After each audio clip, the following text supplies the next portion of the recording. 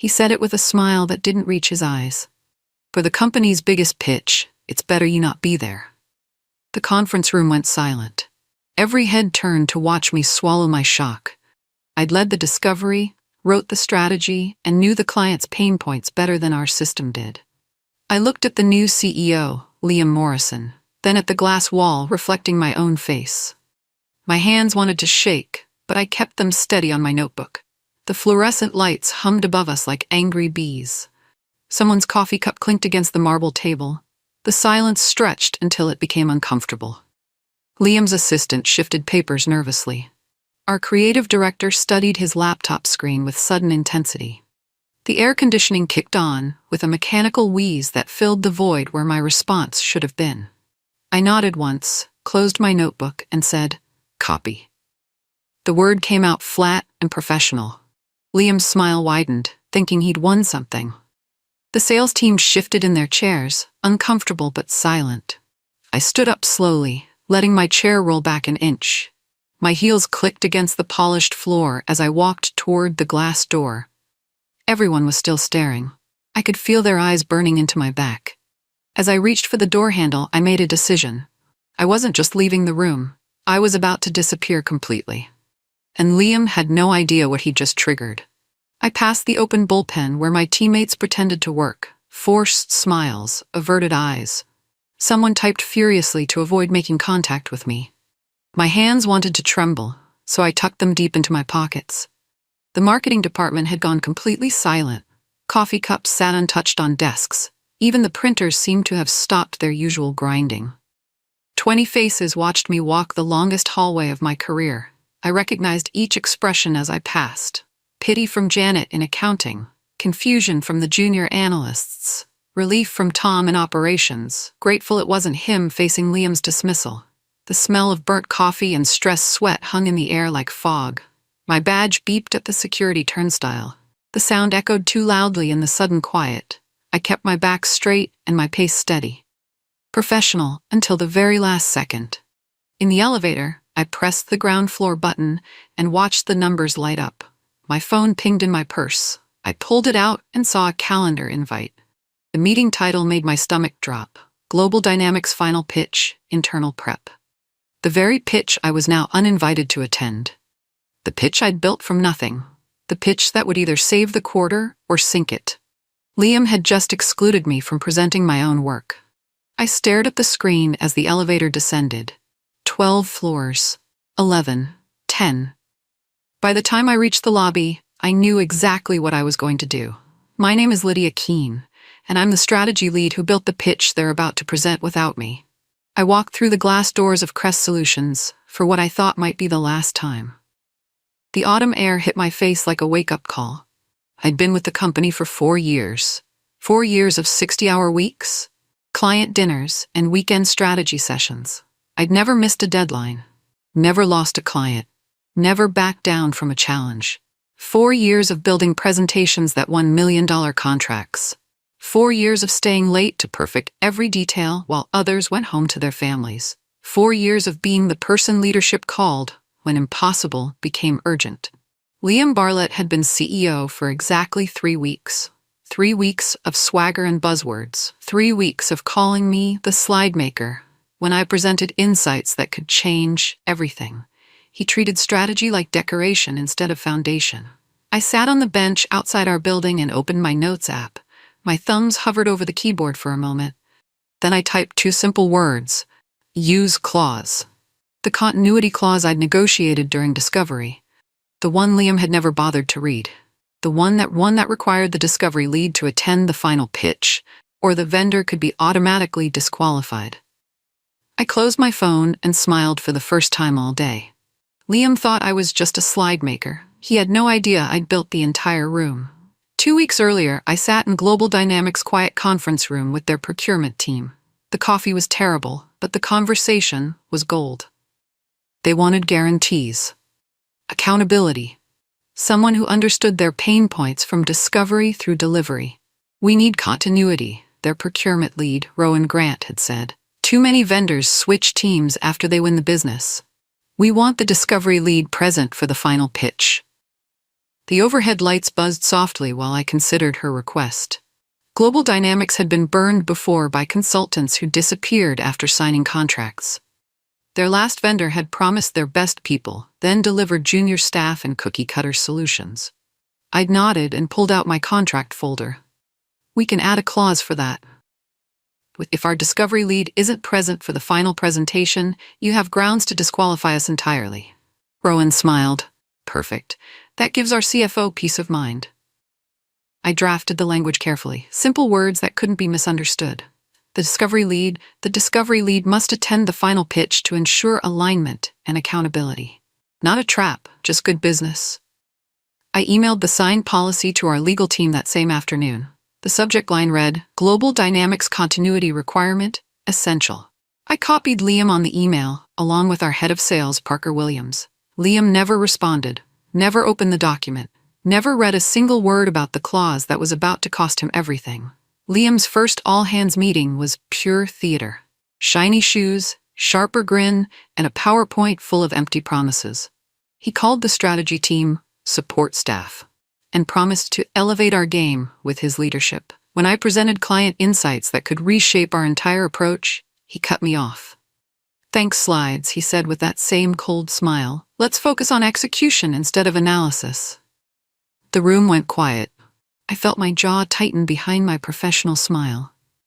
Liam had just dismissed 6 months of research in front of the entire company. Research that had uncovered 3 new revenue opportunities and identified 2 major client retention risks. The silence felt heavy, with unspoken tension. Parker Williams cleared his throat awkwardly. Our project managers exchanged glances that said everything about Liam's approach to collaborative leadership. After the meeting, I walked back to my desk and opened the Global Dynamics Discovery folder. 200 pages of client interviews, market analysis, and strategic recommendations. Liam hadn't touched it.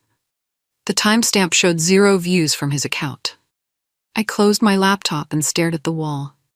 Liam was about to walk into the biggest pitch of the quarter without reading the discovery, without understanding the client, without knowing what promises we could actually keep. That's when I stopped trying to save people who wouldn't save themselves. Liam wanted to run the show? He could own the results too. The pitch prep meeting was a disaster.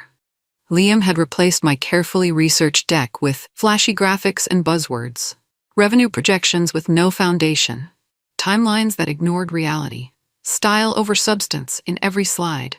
I raised my hand. What's our answer if they ask for scenario-based ROI calculations? Liam waved me off. We'll figure it out. Sometimes you just have to trust the process. Parker Williams, our sales head, looked uncomfortable. Liam, they specifically asked about ROI modeling and discovery. Lydia built some detailed scenarios, so I said we'll figure it out. Liam's voice had an edge now. Are we strategy experts or not? The temperature in the room seemed to drop 5 degrees. Liam's jaw was set in that stubborn line I'd learned to recognize. His fingers drummed against the conference table like he was counting down to an explosion.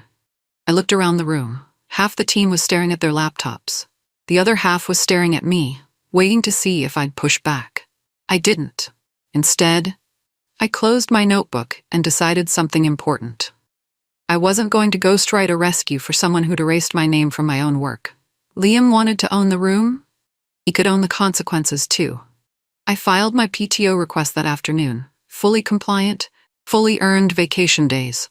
I'd been saving them for months, and now seemed like the perfect time to use them. My handover document was spotless. Every client contact, every project timeline, every strategic insight organized and explained.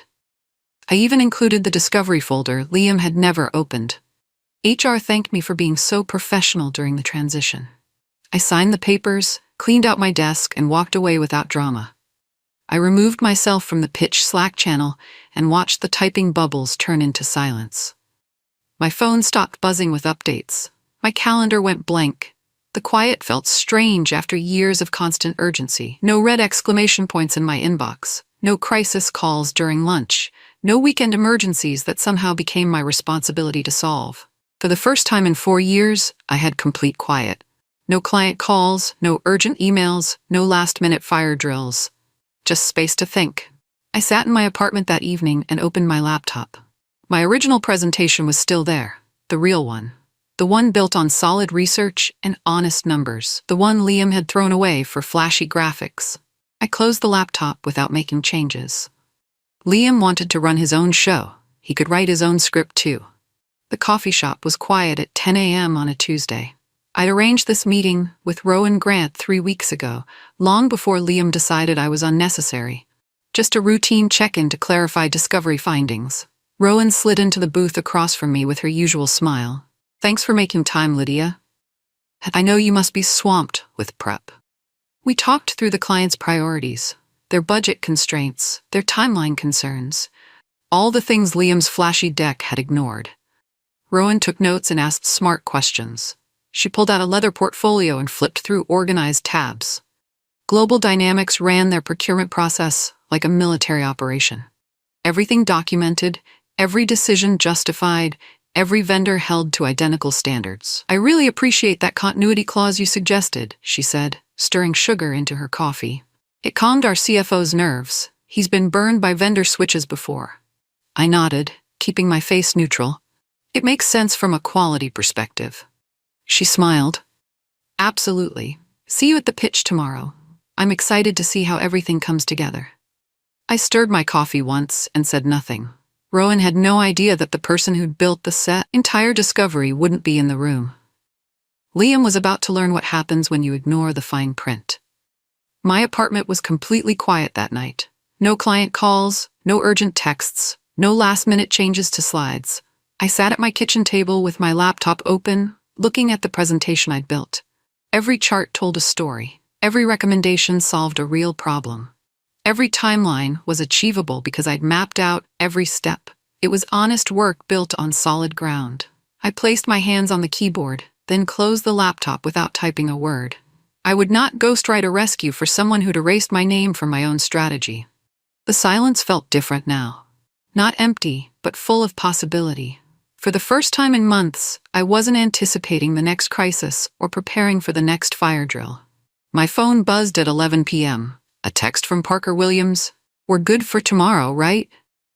I stared at the message for a long time. Parker was a decent guy caught in Liam's mess. He'd tried to defend my work in the prep meeting. He deserved an honest answer. But honesty cuts both ways. I typed back, "I'm on approved PTO. Liam has everything he needs." Parker didn't respond. I turned off my phone and went to bed. Tomorrow, Liam would present my research without understanding it. He'd make promises without knowing if we could keep them. Sometimes the best lesson is the one you let people teach themselves. I wasn't in the room, but I could picture it perfectly. Liam walking in with his confident smile, the client team sitting around their polished table, PowerPoint slides glowing on the big screen. I was at home, watering my plants, when my phone started buzzing. Parker's first text came at 10:30. Meeting paused. Then, they're asking about the discovery lead. Then, Liam's trying to explain why you're not here. I set my phone down and kept watering my plants. The peace lily needed extra attention. It had been stressed lately, probably picking up on the office tension. The morning sunlight streamed through my apartment windows, highlighting dust motes that danced like tiny celebrations. My plants seemed happier already, freed from the negative energy I'd been carrying home every day. My phone buzzed again. This time it was a longer message. Rowan Grant is reading from their procurement policy, something about vendor compliance. Liam looks confused. I smiled despite myself. Liam probably had no idea what Rowan was talking about. He'd never read the contract, never opened the discovery folder, never bothered to understand what he was walking into. Another buzz. They've called a 48-hour postponement pending compliance review. I finished watering my plants and sat down with a cup of tea. Liam was learning an expensive lesson about preparation. Parker called me from a stairwell, his voice barely above a whisper. "They pulled out the actual contract, Lydia. There's a clause about the discovery lead being present. Liam's furious. He's calling you disloyal." I stirred honey into my tea and kept my voice calm. "I'm on approved PTO, Parker. The clause came from their procurement team, not from me." "But you knew about it." "I wrote about it. I emailed about it. I copied Liam on the documentation. What he chose to read was his decision." Parker was quiet for a moment. He's spinning this like you sabotaged the pitch by taking earned vacation time? That's what I said, but he's not listening to logic right now. I heard voices in the background. Liam shouting something about team loyalty. Rowan Grant's calm voice explaining procurement policy. The sound of chairs scraping against conference room floors. Parker, I have to go, I said. But you should know, the client is copying our board observer on all correspondence now. This isn't just about one meeting anymore. I hung up and finished my tea in silence. Liam wanted to make this about loyalty. He was about to learn what real accountability looked like. The rescheduled meeting was a disaster. I heard about it from 3 different sources, each story worse than the last. Liam had opened with a joke that died in complete silence. Then Rowan Grant asked him to walk through a basic ROI scenario from the discovery phase. Liam stalled, hemmed and hawed, promised to send a follow-up model after the meeting. Rowan's response was simple. We already reviewed Lydia's ROI model. We were hoping to discuss implementation details. Liam had no idea what model she meant. He'd never opened the discovery folder, never read my research, never understood that the client had already seen detailed financial projections weeks ago. The meeting ended with Global Dynamics declaring no decision and reopening the RFP process. They cited vendor non-compliance with procurement requirements. By 5 p.m., our company's Slack was exploding with damage control messages, emergency team meetings, crisis communications, all hands on deck. My inbox pinged once. An email from the board's audit chair requesting an independent debrief about the failed pitch. I read it twice, then closed my laptop. Liam's arrogance was about to become everyone's problem. The audit chair's office was small and quiet, with a humming vent that made everything feel confidential. Carol Zhang spread my emails across the conference table like evidence. Walk me through the timeline, she said. I pulled out my discovery folder and opened to the first page. Client requested continuity clause during initial negotiations. I drafted language, got approval, sent documentation to legal and leadership. Carol nodded, taking notes. Liam's response? No response. No acknowledgement. No questions about implementation. I showed her the email thread. Liam copied on every message, 0 replies from his account, 0 opens of the attached documents. And the day of the pitch, I was excluded 3 weeks after the clause was finalized. Liam said it was better I not be there for the company's biggest opportunity. Carol leaned back in her chair. He excluded the one person required to be present. I nodded. The client did exactly what their procurement policy said they'd do. Carol closed her folder and looked at me directly. Would you be willing to act as an outside consultant for a broader review of our client management processes? I considered it, then nodded. If it helps the company learn from this. I formed Keen Strategy on a Tuesday morning with a cheap logo and a clean invoice template. Simple, professional, ready to serve clients who valued preparation over presentation. My first contract came from a mid-market logistics company, the kind of account I'd never been allowed to touch in my old role. Liam had always insisted we focus on enterprise opportunities. The logistics CEO was refreshingly direct. We don't need flashy slides. We need someone who understands our supply chain challenges and can build real solutions. I spent the week in their warehouses, talking to drivers and inventory managers, learning how their business actually worked instead of how executives thought it worked. No buzzwords, no empty promises, just careful listening and honest analysis. Meanwhile, my phone buzzed with updates about Crest Solutions. The board had scheduled formal interviews about the failed Global Dynamics pitch. People were asking uncomfortable questions about pipeline accuracy and leadership preparation. I sent my first invoice to the logistics company and smiled. Building felt better than burning. Creating value felt better than pointing fingers. Liam could keep the drama. I'd take the work. The board interview room felt like a courtroom. Carol Zhang sat across from me with 2 other directors, all of them holding thick folders. Walk us through your version of events, Carol said. I opened my timeline document. Clean. Factual. No editorial comments. Just dates, emails, and documented conversations. I never used the word incompetent. I said unprepared. I never called Liam arrogant. I described his decisions as unsupported by research. I never attacked his character. I let his actions speak for themselves. The board took notes, asked clarifying questions, and requested copies of all documentation. Professional, thorough, fair. One more thing, Carol said as we finished. We'd like you to review our current pipeline documentation, third-party perspective on deal accuracy. I nodded. I can do that. We're particularly interested in deals marked as committed without signed agreements. I kept my face neutral, but my heart sank. Pipeline inflation was one of the oldest tricks in sales management. If Liam had been playing that game, the board was about to uncover a much bigger problem. The pipeline review was worse than I'd expected. Deal after deal marked committed with no supporting documentation. Handshake agreements presented as signed contracts. Wishful thinking dressed up as revenue certainty. It wasn't fraud. Liam wasn't stealing money or lying to auditors. He was just selling hope instead of substance. The board was making decisions based on fantasy numbers. I documented everything carefully. Screenshots, email threads, CRM entries that didn't match reality. Liam had been inflating pipeline confidence to justify his aggressive leadership style. The board called an emergency meeting to review my findings. They froze all new spending pending clarity on actual committed revenue. Liam tried to spin the review as temporary due diligence. He called another town hall meeting to announce a transformational acquisition that would offset the Global Dynamics loss.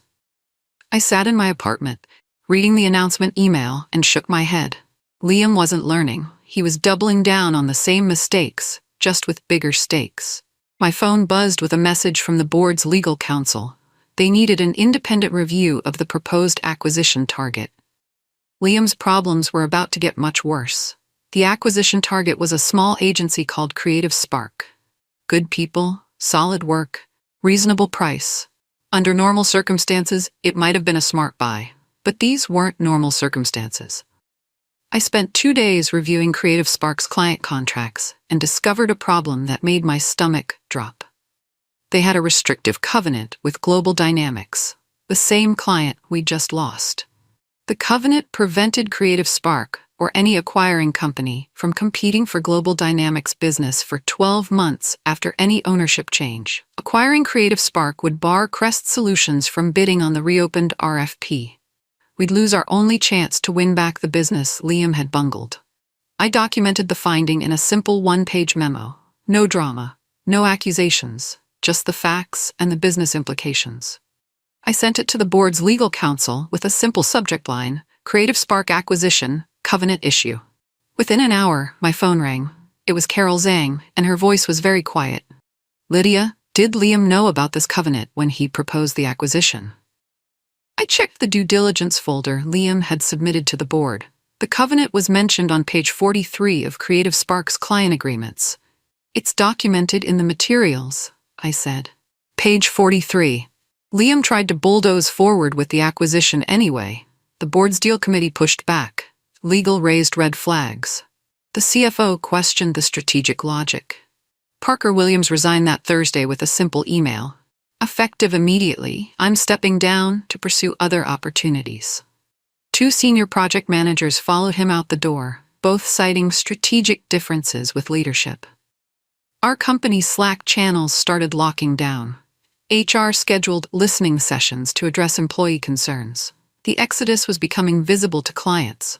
I watched it all from the outside, building my own client base and staying focused on actual work. But I felt sad for the good people still trapped in Liam's chaos. My phone rang at 6 p.m. on Friday. Carol Zhang again. Emergency board meeting, she said. Liam won't be attending. I didn't ask why. I didn't need to. Liam's pattern was clear. Promises without depth, numbers without foundation, decisions without research. The board had seen enough. That night, I drafted a simple turnaround memo.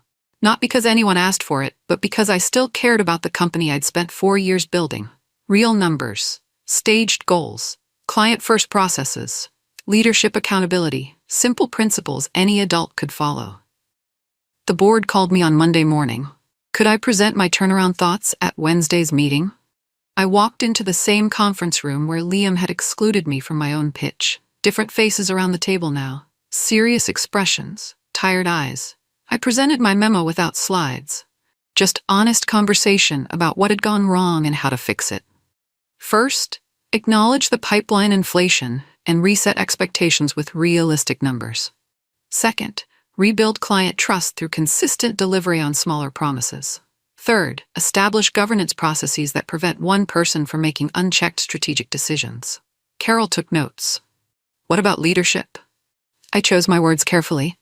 You need someone who reads the fine print. Someone who values preparation over presentation. Someone who understands that strategy isn't decoration, it's foundation. Would you be interested in an interim role? I shook my head. I'm building something of my own now, but I'd be willing to stay on as an advisor during the transition. The board exchanged glances. They had decisions to make that went far beyond my recommendations. Wednesday afternoon, the announcement came. Liam Morrison, terminated for cause, strategic misrepresentation, and failure to meet governance standards. I read it once, then closed the browser tab. Global Dynamics reopened their RFP with modified requirements. The new posting specifically mentioned the need for continuity throughout the engagement lifecycle. Keen Strategy made the shortlist along with 2 other firms. Both were bigger than me. Both had flashier presentations, but I had something they didn't. I'd already done the discovery work. I understood the client's real problems. I knew what promises I could actually keep. The pitch meeting was in the same conference room where Liam had failed 3 months earlier.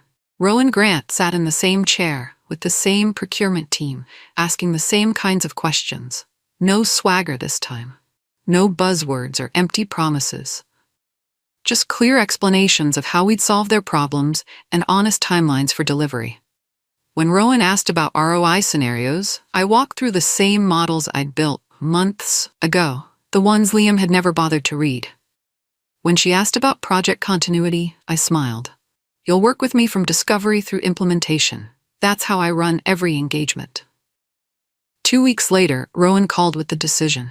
Keen Strategy had won the business. The contract was smaller than the original opportunity Liam had lost, but it was real, built on trust instead of hope. I sent one email I'd been drafting for weeks. To Carol Zhang and the board at Crest Solutions, thank you for the opportunity to advise during the transition.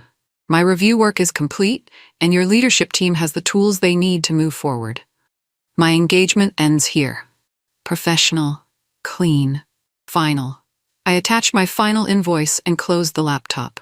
That afternoon, I walked around my small office, plants healthy and watering themselves with the automatic system I'd installed. My team of 3 consultants laughing in the conference room, solving real problems for clients who valued their work. No glass walls, no politics, no one calling me slides while presenting my own research.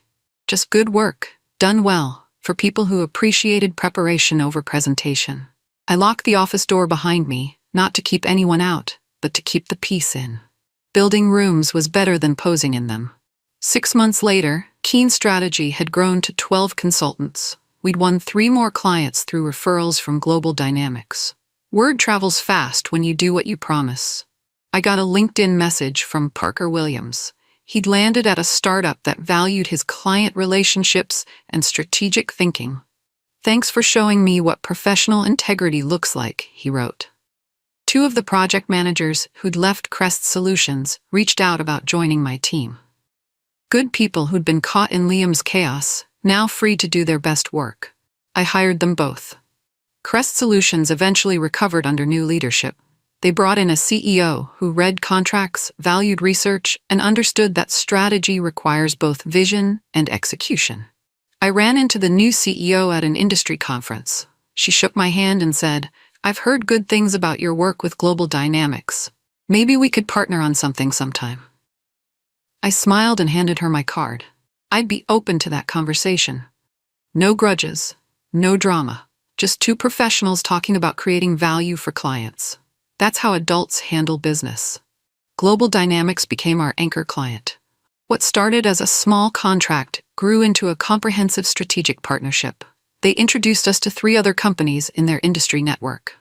Rowan Grant was promoted to VP of Operations, partly based on her success with vendor management. She sent me a bottle of champagne with a note. "Thanks for teaching us the value of continuity clauses." I kept the bottle on my bookshelf as a reminder. Good business practices protect everyone involved. My team presented at the Regional Strategy Conference about building trust through transparency. The presentation was packed. People were hungry for alternatives to the flashy but empty approach that dominated too many consulting firms. Afterward, a young consultant approached me. I work at a firm where the leadership promises everything and delivers nothing. How do you maintain integrity when the pressure is to overpromise? I thought about Liam, about the temptation to take shortcuts when stakes are high. Start small, I told her. Keep the promises you make. Build trust one project at a time. Eventually, clients will choose substance over style. She nodded and took notes. Another person choosing building over burning. 2 years after leaving Crest Solutions, I spoke at the annual Client Management Summit. The topic, why preparation beats presentation. I told the Liam story without using Liam's name. A cautionary tale about what happens when leadership ignores the fine print and excludes the people who built the foundation. The audience was quiet during my presentation. Lots of note-taking. Uncomfortable shifting in seats. Everyone recognized the dynamic from their own experience. During Q&A, someone asked, "How did you keep from getting bitter about being excluded?" I thought about that. I focused on building something better instead of dwelling on what went wrong. Anger is expensive. Excellence is profitable. Another question. What would you say to leaders who think they can wing important presentations? Read the contract. Understand the client. Honor the people who did the research. Success isn't about being the smartest person in the room. It's about using the intelligence already in the room. After the conference, my phone buzzed with connection requests and project inquiries. People were ready for a different approach to business. Today, I sit in my corner office, watching my team solve complex problems for clients who trust us completely. The walls are lined with thank you notes from companies we've helped, not awards for flashy presentations. My calendar is full, but it's full of meaningful work. Strategy sessions that lead to real solutions. Client meetings where we listen more than we talk. Project reviews where we celebrate what we've actually accomplished. No one calls me slides here. No one excludes me from presenting my own research. No one questions my value while depending on my work. I built this place one honest conversation at a time, one kept promise at a time, one client relationship built on trust instead of hope.